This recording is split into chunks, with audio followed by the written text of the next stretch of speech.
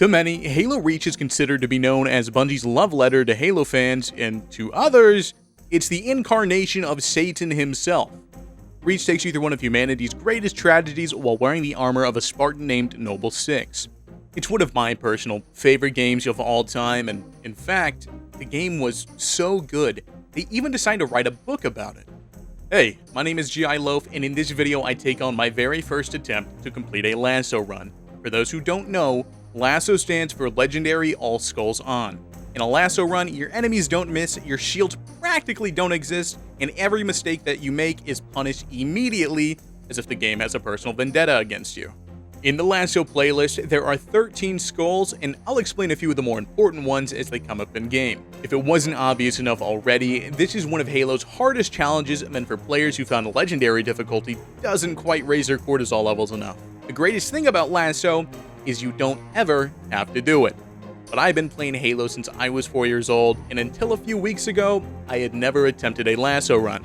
So without further ado, let's begin.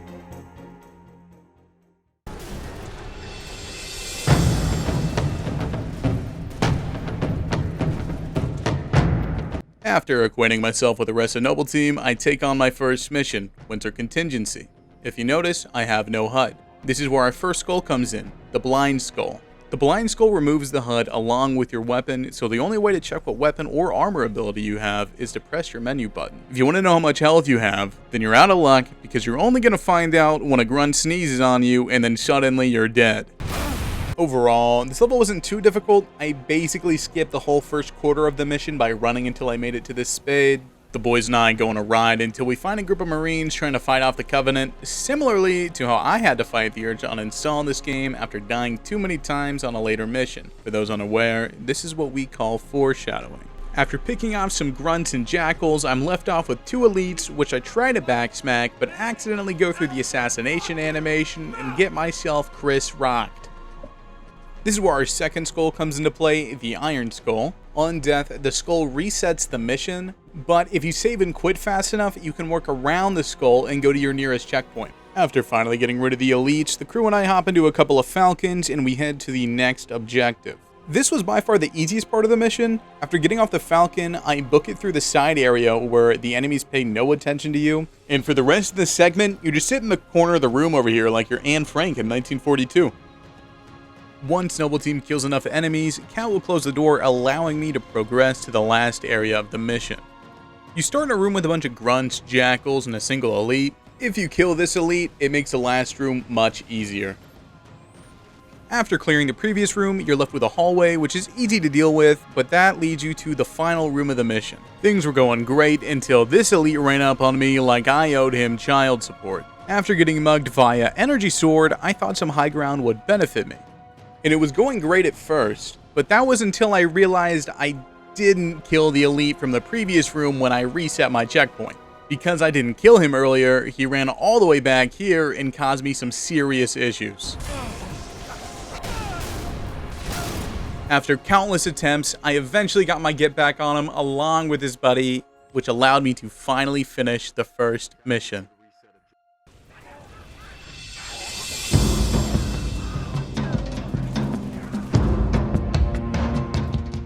With our first mission behind us, we're now on to Oni Sword Base. In theory, the beginning of this mission should be pretty easy to complete, but I personally had other plans.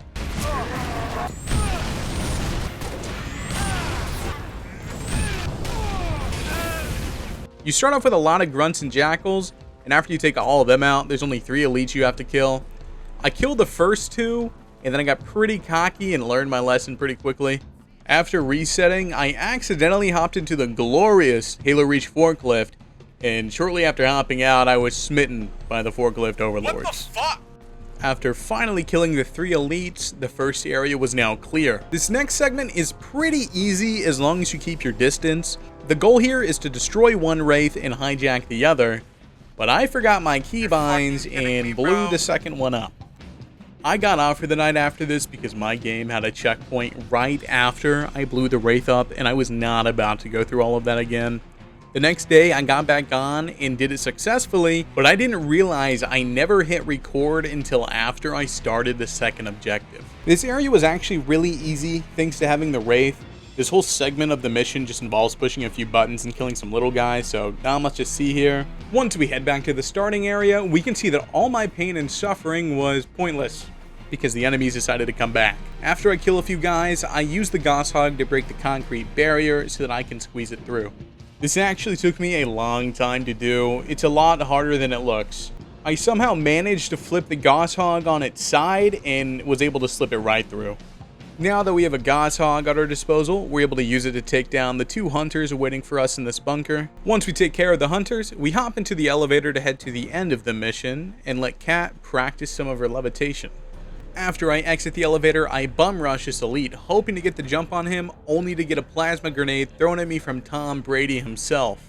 This is a good time to mention our 3rd and 4th skulls, Catch and Cowbell. Catch allows enemies to throw more grenades, while Cowbell increases the acceleration of explosives, making a pretty nasty combo. With the elite dead, we can head to the next room. This room can be pretty scary if you don't take your time. Once I kill everything at the bottom, I take a separate route upstairs, which allows me to keep some dangerous elites from spawning. Up at the top, we just take care of some banshees and a phantom while trying not to die to a couple invisible elites. I die to them a couple times and they can be a real issue. I decided to wait for them to jump out of the phantom to kill them right away. I got one of them but didn't realize I missed the other. I ended up taking the other out, popped a few more shots at the phantom, and with that, we wrapped up the 2nd mission. They may have intel we need.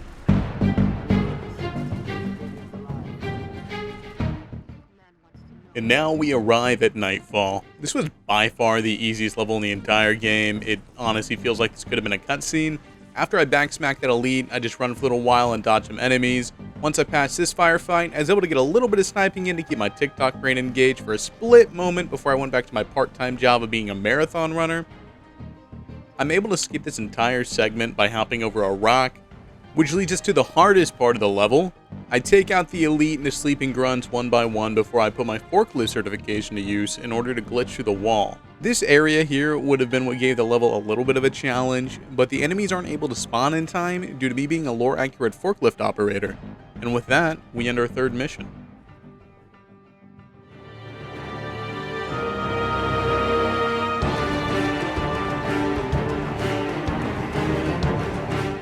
Going into Tip of the Spear, I can say that this was the first mission that really pumped up the difficulty. The beginning, not so much. I take out a couple of grunts operating the fuel rod turrets and patiently wait for my Uber Eats to drop off my delivery. My dog was playing with his food, so like any good pet owner, I put him in his place. After shooting rockets at the anti-air gun for 2 minutes straight, I'm able to drive up this hill, which progresses the area, but keeps a phantom from bringing in a wraith. Once I see that the phantom is spawned in, I can head to the next area, but my dumbass tried to make this jump not once, but twice before I realize that a pelican comes and drops off a bridge. After getting over that bridge, I make it to the next area where I do my first real bit of combat. The calm before the storm, if you will. Because once I clear that area, I steal a Revenant and head to where I would call home for the next 2 hours of my life. When I get to the next area, I use this Warthog to destroy the 2nd AA gun and then proceed to drive straight into hell.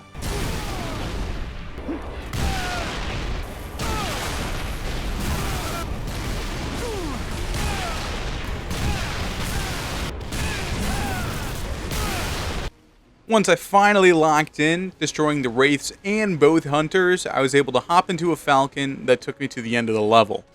During the trip to the Spire, there's some enemies that you need to kill, but this fortunately wasn't as bad as I thought it would be. After George and I pull a Kobe Bryant, I hop into his Spade and drive to the Spire, where I backsmack an elite, kill a couple of suicidal grunts, all to finish our 4th mission.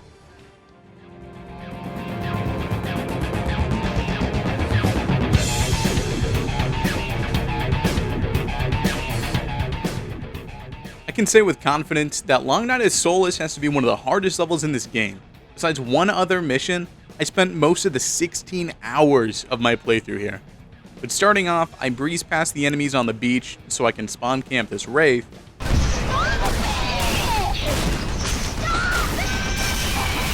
And after the Wraith is gone, you're meant to hide from the spirit underneath the dock, but I didn't realize there was a kill zone here. After a successful second attempt, I clear out the area of Covenant and head inside the Sword Base. Once inside, I beat up a couple of Marines for their lunch money, backsmack the Split Lip, and hop into his spaceship to head to the next area of the mission. I was honestly prepared to spend a long time here due to my experience here on Standard Legendary, but luckily you're able to park your Saber behind Anchor 9 after the defense system is back up and running. So once I take out the first group of enemies, I head to the back of Anchor 9 so I can AFK for about 10 minutes. I'm not taking any chances, and if you have a problem with this, please send your concerns to my business email, and I will definitely take your feelings into consideration. Once all the enemies are gone, you park on Anchor 9 and head to the next area. Once in this area, I spawn camp some Banshees, destroy the engines of the Corvette, and hop into by far the hardest area of this game, and I stand by that. I struggled more here than I did on Tip of the Spear, and I nearly quit this LASO run because it pissed me off so damn much. The first room wasn't too terrible, honestly. I just had to kill a few elites and then use a box to make my life easier. The box helps because enemies mainly aim for your chest, and you won't take much damage if you use the box to head glitch.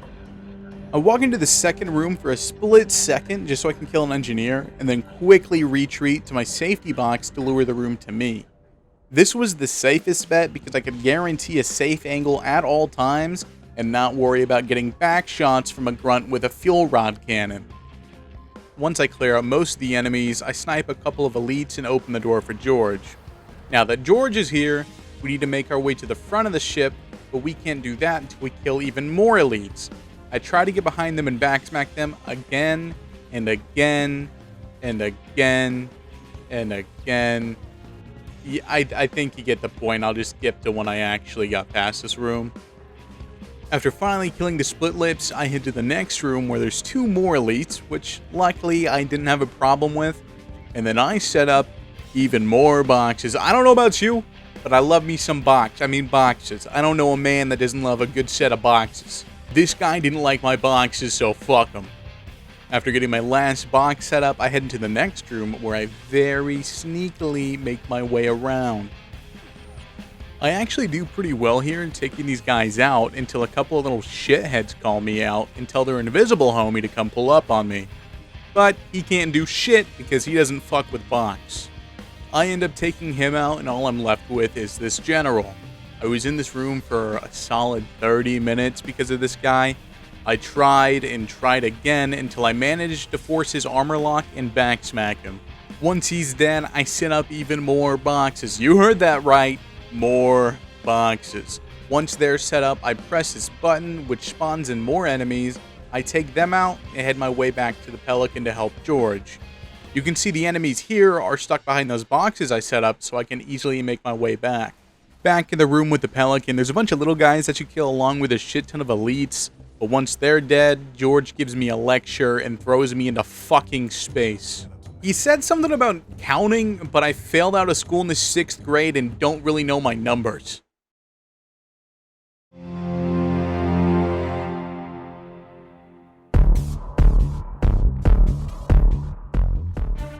After falling from space, I find a pistol and a backpack and get familiarized with the locals. There were honestly way too many suicide grunts here in the starting area, like, Bungie, please, it genuinely gets to a point.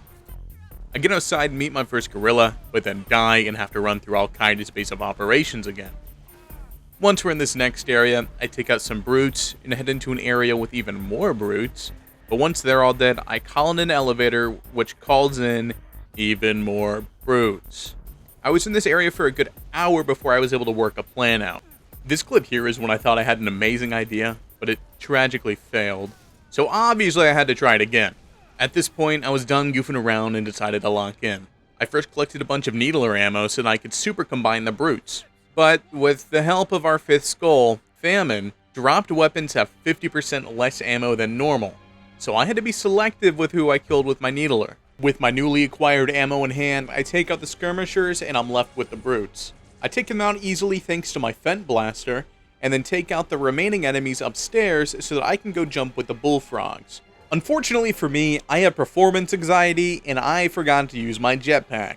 After once again getting acquainted with my jetpack, I'm able to skip the whole group of enemies by taking a sneaky path underneath the fighting stage. I do some more skillful jetpack flying to skip the potentially rage-inducing climb up to this next area. Here, my goal is to backsmack this brute chieftain and then take out all the reinforcements so that a falcon can come pick me up.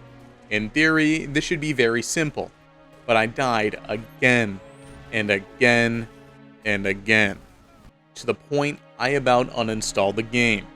It took me 2 entire play sessions to get past this area, but after a long 4 hours of this hellhole, I eventually managed to kill everything and progress to the final area of the level.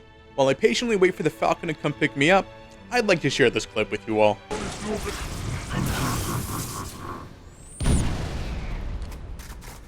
Come over here and kiss me on Yo! my mouth. Once I hop in the Falcon, I take out some brutes on the rooftops and shoot down some banshees before I land at the final destination of the level, thank God. Fortunately, this area wasn't too difficult. I kidnap a couple of marines and give one of them a rocket so they can do all the hard work for me. I drive around some ghosts and wraiths, allowing the marines to do their thing, so that once they're done, I can go press a few buttons and finally finish this godforsaken level. Deploy comm jammers in high-rises across the city. When I find With our 6th mission complete, we move on to New Alexandria. Out of all the flying missions in the franchise, this has to be my least favorite, in all honesty. But fortunately enough for me, with the amount of cheeses and workarounds available, it wasn't all that bad. I start off the level by pressing 2 buttons that start an Easter egg in the club, so that once I'm there, I only have to deal with 3 brutes. The Easter egg disables the hunters that typically spawn there and makes everyone besides those brutes a non-hostile. Once the buttons are pressed, I take out the 2 fuel rod cannons and I head inside the club. I kill the brutes and disable the comms jammer, which finishes the area. I grab a jetpack from the bar for later and head to my first side objective. This level has 3 main objectives and 2 side objectives, which you get in between the main objectives.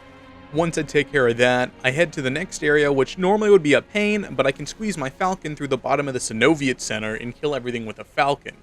Once everything is dead, I head down the elevator and trade my jetpack so I can sprint through here more quickly. I shut off the jammer and sprint my way back, avoiding all the drones. They can be a pain in the ass, and I really don't have the time for that. I grab my jetpack and head to the next side objective so that once that's taken care of, I can head to the hospital where I can steal a Banshee. The Banshee is extremely important because it's my way of making it through the hospital, which is without a doubt the hardest part of the mission, or so I thought it would be. I shoot the wings of the Banshee off so that I can squeeze it through the door, but it took me a while to realize I was supposed to hit it through the door so that it wouldn't squish me alive. Once my monkey brain connected the dots, I used the Banshee to safely pass all the enemies and shut off the jammer. I unfortunately cannot take the Banshee back up, so I waddle my way back to the entrance on foot. Now all that's left is taking out a few shade turrets, and that shouldn't be too hard, right? Wrong! I spent over an hour and a half dying over and over and over again. What was supposed to be an easier mission compared to Exodus turned out to be another rage-inducing session of complete and total agony. After finally locking in, I destroyed the last 2 shade turrets before another flock of Banshees could do anything, and complete my 7th level. what?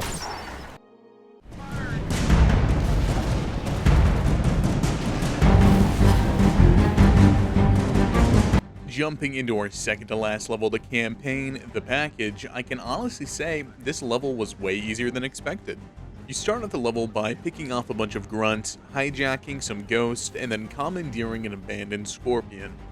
Vehicles play a large part into why this level was so easy. They really just allowed me to play sort of carelessly. Not completely though.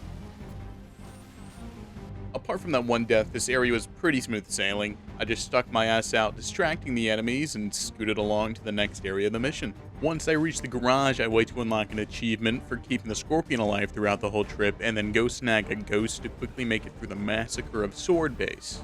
Once I re-enter the base, I nuke the hell out of some jackals and head back to that one awesome multiplayer map that everybody loves. I died here way too many times until I realized I could just do some quick parkour and skip this whole encounter. Yay me. I hop into an elevator and listen to Halsey yap for a few minutes before I snag a jetpack and hijack this Banshee from a fuck-ass elite. I use the Banshee to wait out a Wraith spawn that will carry me through the rest of the level. I seriously meant it when I said vehicles carry you through this mission, because after I hijack the Wraith, I sit in the back and blow everyone into smithereens until Halsey asks me to come pick up the purple lady, which is also sometimes blue.